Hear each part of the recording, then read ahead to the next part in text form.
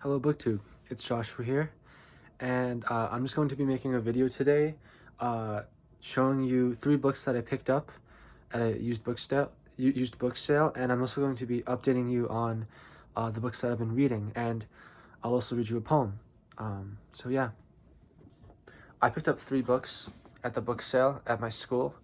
The book sale was just 3 tables with a couple of boxes underneath, and it was a small one, but with a surprisingly good selection. So I got this poetry anthology, the Antaeus anthology. Uh, I apparently Antaeus is a literary journal, but I actually hadn't heard of it at all. I don't know. I'm not too informed on journals and stuff like that. But this is apparently a literary journal that went from 1970 to 1994, I think. And this is just a selection from poems that have been printed over the journal's lifetime.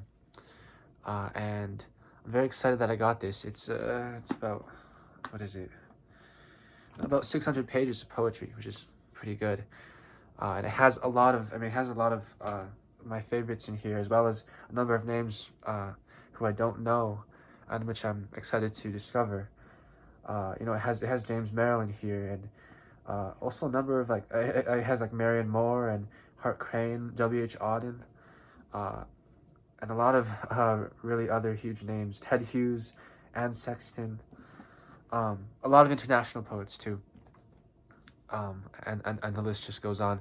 So there's a wide variety of poetry in here, and from what I've sampled so far, it's a very good selection. Whoever owned this before, I think very much loved it and read it lots, because it definitely has signs of use, and whoever owned this before dog-eared certain pages, and I'm inclined to think that the dog-earing was intentional, because the poems that this person dog-eared I've so far found to be very, very good, very exceptional. And I want to read you one of the poems, but I'll save it for the end of the video, and I'll just show you the other books first. This is Mary Wollstonecraft. It's a vindication of the rights of women and a vindication of the rights of men. This was, yeah, so I also found this at the book sale, and I love these Oxford World Classics editions. I think I even like them better than Penguin Classics, to be honest. They're always great notes, and oftentimes they pack a lot of different texts by an author into one edition. For example, I don't know exactly. I should have looked into this before the video, but I don't think you can get a vindication of the rights of women and men in a Penguin edition, whereas for the Oxford edition, it's put together into one volume. So I'm very excited to try this out. I've heard lots about Mary Wollstonecraft, mother of Mary Shelley, and I believe wife of William Godwin, and Virginia Woolf wrote an amazing essay on her, so I'm very excited for that. Henry James. I don't have any other work of Henry James on my shelves, so this is the first. This was only like $1 as well, and yeah, I've heard, of course, so much about Henry James, and I don't have any of his books, and I've heard so much about his beautiful prose, and yeah, I really want to try him out, and this seems like a good place to start. I mean, I've never heard of it before, but it's a short novel. It's 240 pages, and it sounds very interesting. So hopefully I will soon try to read Henry James. Those are the 3 books which I picked up at the book sale. Now I want to give you reading updates. The last time I gave you an update was about 3 weeks ago, and I told you that I was reading James Baldwin's Notes of a Native Son and Thomas Mann's The Magic Mountain, both of which I've, as of today, finished. So this is the edition, out of which I was reading Notes of a Native Son. This is his collected essays, so it has also all of his other nonfiction books, plus, like a dozen or 2 dozen more essays. And I really enjoyed this. I finished it, I think 2 weeks ago now, but James Baldwin, I think, has a very distinct voice when it comes to writing. There's something very grounded about him. It feels like he's always trying to get to the bottom of things and trying to understand things at their heart. Of course, with James Baldwin, and I'm actually taking a Harlem Renaissance class at university right now. With a lot of this literature, they are often talking about racial issues. And reading this, I've been kind of realizing more fully, or the point has been driven home, that, well, history is still very much present with us. Because I've been reading this, plus looking at this election in which a man who is a racist has been voted in, and that has driven the point home that racism hasn't left us. So yeah, and it makes texts like these all the more relevant. But I also just enjoyed Baldwin's voice, and there were a couple of essays in here that really stood out to me. One was the essay from which the book takes its title, Notes of a Native Son. It talks about mostly about his father, and how his father was a very intense and, I think, somewhat tyrannical pastor, I believe. I'm struggling to remember the exact details, but there was such an honesty with which he told the story of his father and the story of his struggling relationship with his father, about how he could never communicate with him, and then the story of how his father died. And there was so much, it was so personal that it made it so memorable, and I think I'll definitely return to that essay specifically for the rest of my life. It was remarkable. There was another essay about the time that he was relating an experience in which he went through the prison system in Paris, and that was also a very memorable essay.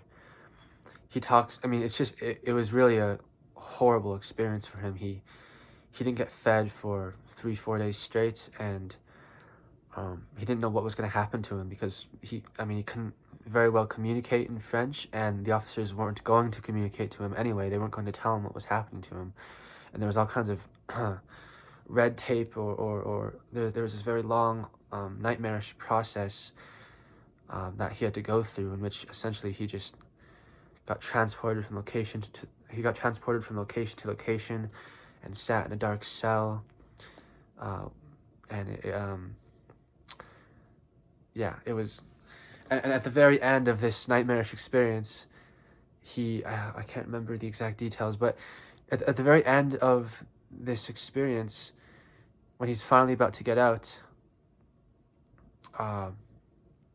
he gets the help of a lawyer friend of his to represent him, and to remove him from the prison. And excuse me, I'm trying to find words. And I believe the lawyer makes a joke or something, and he realizes that this experience wasn't nearly as bad as some other people have it, and he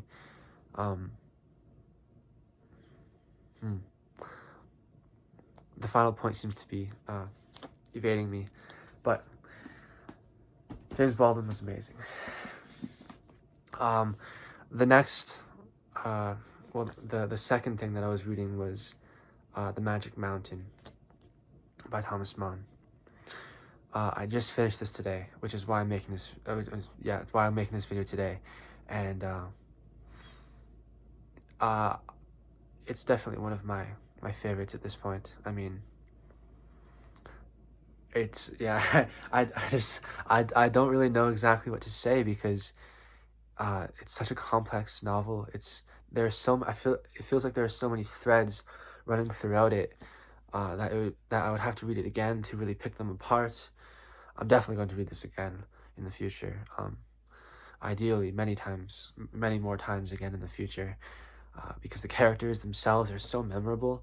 Hans Castorp is very delightful, and Harrison and Brini is I think the most likable character in the story. Yeah, there in this story there are three kind of teachers of Hans Castorp, people who have a pedagogical influence over Hans, and those people are Harrison and Brini, a kind of Italian humanist who tries to teach Hans that kind of humanism. Nafta, who is I think I almost just flipped you the bird. Sorry, Nafta, who is kind of a strange.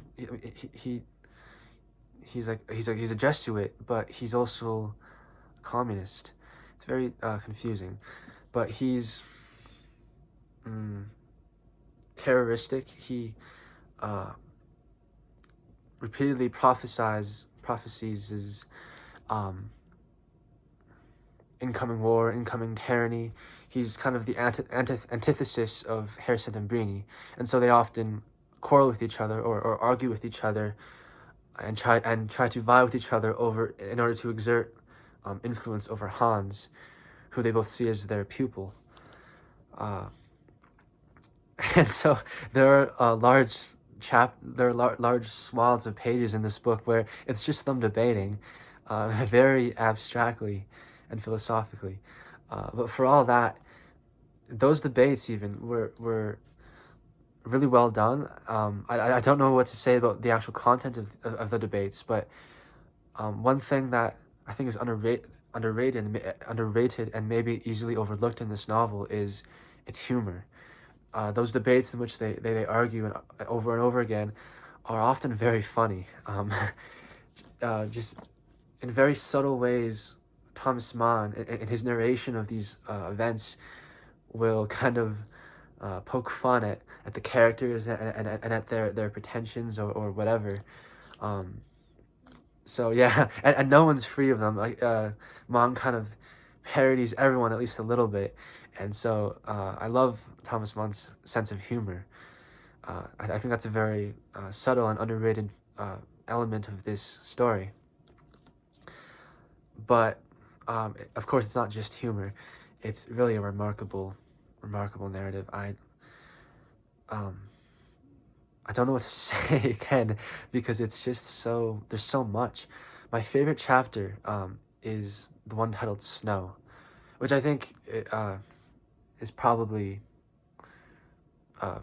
universally seen as a kind of climax in this novel, because it is just a chapter where Hans Castorp, well, first it starts off with him just learning to ski or wanting to go ski, and especially to go ski off trails.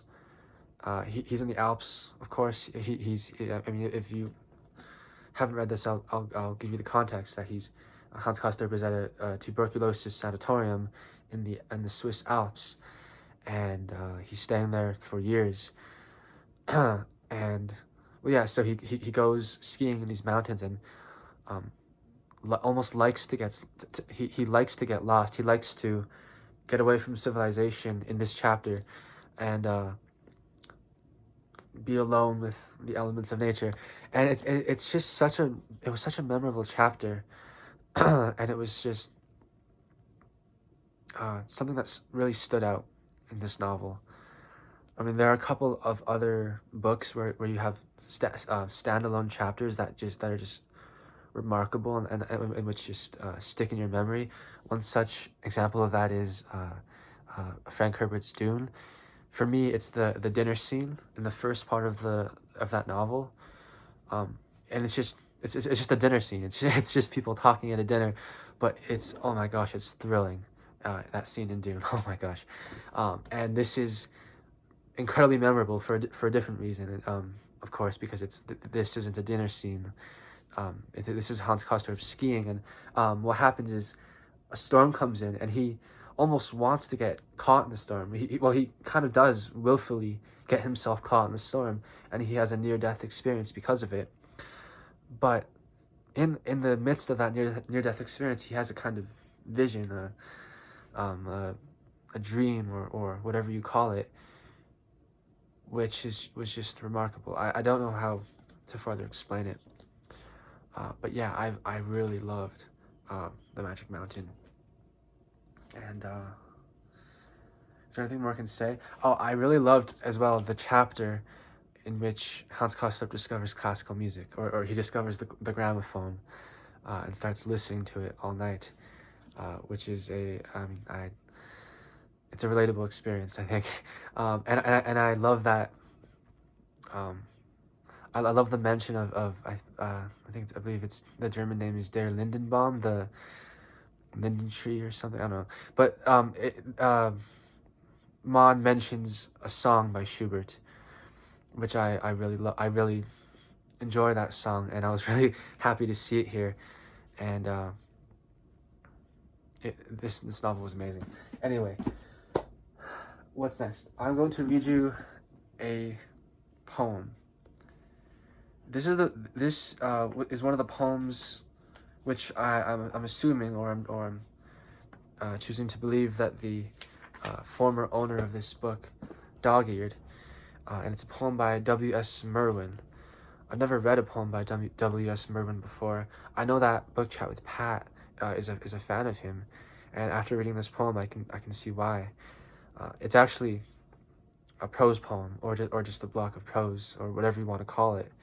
It's just it's just this. It's titled Companion. So here it is.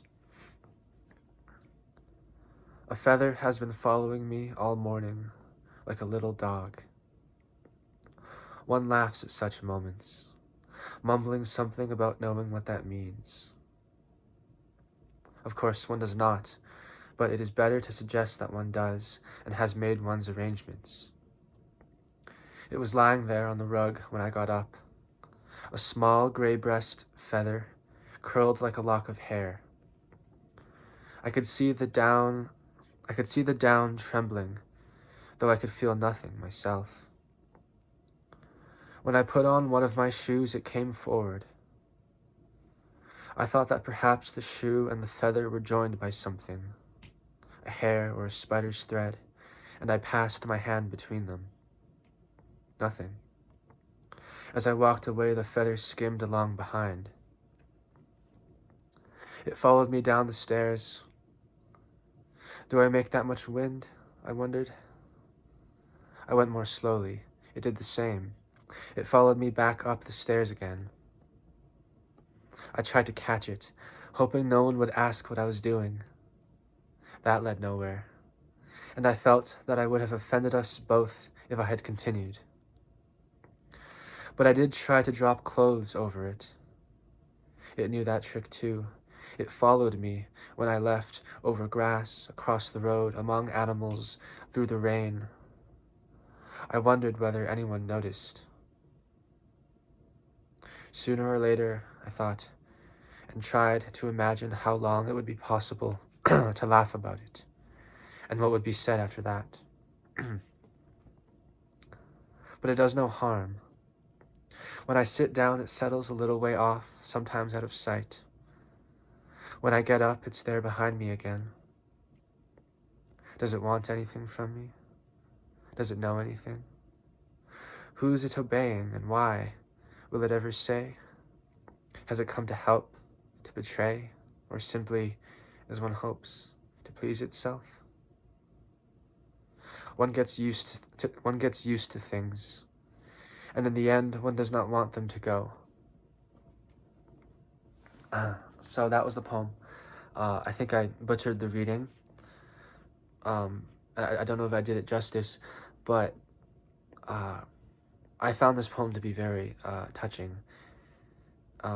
Just the fact that at first it's just a feather following him randomly, but then he starts to assign it a kind of agency, or a kind of he starts to assign into it human qualities, and then he gets used to it, and thinks about its motivations, its emotions. He's asking, does it know anything? Who is it obeying, and why? And then he starts to like it, to love it. One gets used to things, and in the end, one does not want them to go. And I just find it so touching. I think simple and in a good way. Essential. I really love this poem. But yeah, I'm very excited to explore more from this Antaeus anthology. And I hope that whoever's watching this enjoyed the video. And goodbye, BookTube.